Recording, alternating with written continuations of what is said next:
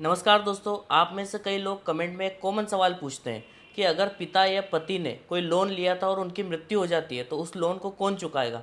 किसकी जिम्मेदारी होती है, क्या लोन चुकाना पड़ेगा या फिर लोन बैंक माफ़ कर देती है। यह बात सही है कि अगर कोई व्यक्ति लोन लेता है और उसकी मृत्यु हो जाती है तो उस लोन को उसके बच्चे या उसकी बीवी को नहीं चुकाना पड़ता है, लेकिन ये एक अधूरा सच है। इसका पूरा सच जानने के लिए आपको वीडियो अंत तक देखना होगा। और अगर आपने अभी तक हमारा चैनल सब्सक्राइब नहीं किया तो जल्दी से कर लें, क्योंकि इस चैनल पर हम आपको लोन डिफ़ॉल्ट से जुड़ी सही जानकारी प्रोवाइड करते हैं और इसके अलावा लोन माफ़ी योजना के बारे में भी आपको अपडेट्स देते रहते हैं। तो आइए वीडियो को शुरू करते हैं। सबसे पहले बात करते हैं अनसिक्योर्ड लोन के बारे में।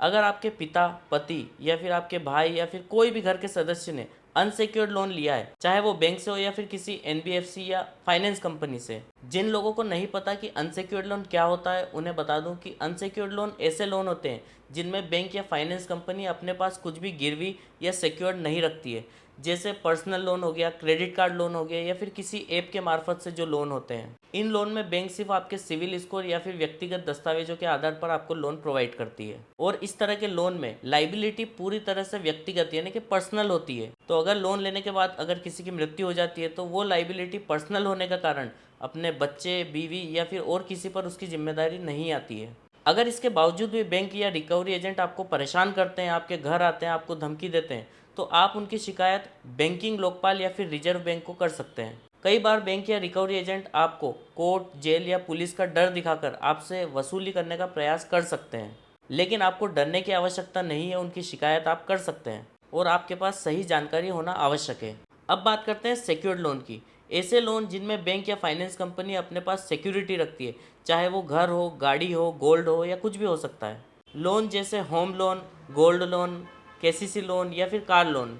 इन लोन में बैंक के पास असल दस्तावेज, संपत्ति के असल दस्तावेज गिरवी होते हैं और लोन लेते समय बैंक आपसे एग्रीमेंट यानी कि अनुबंध साइन करवाती है, जिसमें वे मेंशन करते हैं कि अगर आप लोन बैंक का नहीं चुका पाते हैं या समय पर आप लोन नहीं चुकाते हैं तो बैंक आपकी संपत्ति को नीलाम करके अपना पैसा वसूल सकती है।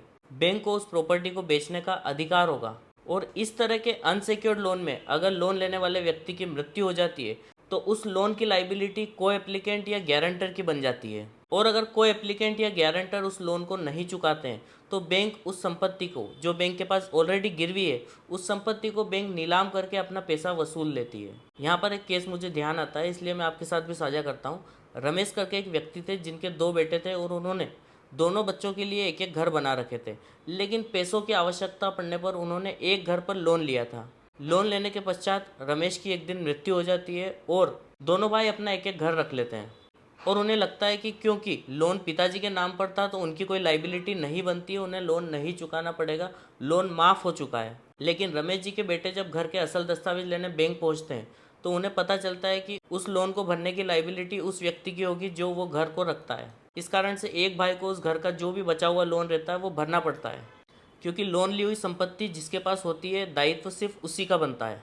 हाँ, इसी जगह अगर रमेश जी ने उस प्रॉपर्टी पर, उस लोन पर कोई इंश्योरेंस ले रखा होता तो ये लोन उनका माफ़ हो सकता था। इसलिए जब भी आप बैंक से लोन लेते हैं तो बैंक आपको इंश्योरेंस, लोन इंश्योरेंस सजेस्ट करती है। उससे आपकी ईएमआई ज़रूर बढ़ जाती है, लेकिन अगर लोन लेने वाले व्यक्ति की मृत्यु हो जाती है तो लोन भरने की लाइबिलिटी इंश्योरेंस कंपनी की बन जाती है। अब ये डिपेंड करता है लोन की पॉलिसी के ऊपर कि आपका कितना परसेंट लोन माफ़ होता है, कितना परसेंट लोन कंपनी भरेगी, इंश्योरेंस कंपनी भरेगी। कई लोग नादानी में ऐसी भी गलती करते हैं कि अगर उन्होंने लोन पर इंश्योरेंस ले रखा है और वे सोचते हैं कि अगर मेरी मृत्यु हो जाती है तो मेरा लोन माफ़ हो जाएगा, मेरे घर वालों को उस लोन को भरना नहीं पड़ेगा, और इस कारण से वे आत्महत्या कर लेते हैं। लेकिन मैं आपको बता दूं कि आत्महत्या करने के बावजूद भी उनको इंश्योरेंस का पैसा नहीं मिलता है, क्योंकि इंश्योरेंस पॉलिसी में ये सारी चीज़ें पहले से कवर्ड रहती है कि अगर कोई व्यक्ति आत्महत्या करके या जानबूझकर मरता है तो उसका इंश्योरेंस कवर नहीं होगा। बीमा कंपनी उनका क्लेम रिजेक्ट कर देती है। इसलिए आप जब भी इंश्योरेंस भी लें तो उसकी पॉलिसियाँ अच्छे से पढ़ें। आजकल तो कई बैंक ने लोन लेते वक्त या बड़ा लोन लेने के लिए इंश्योरेंस कंपलसरी कर दिया है।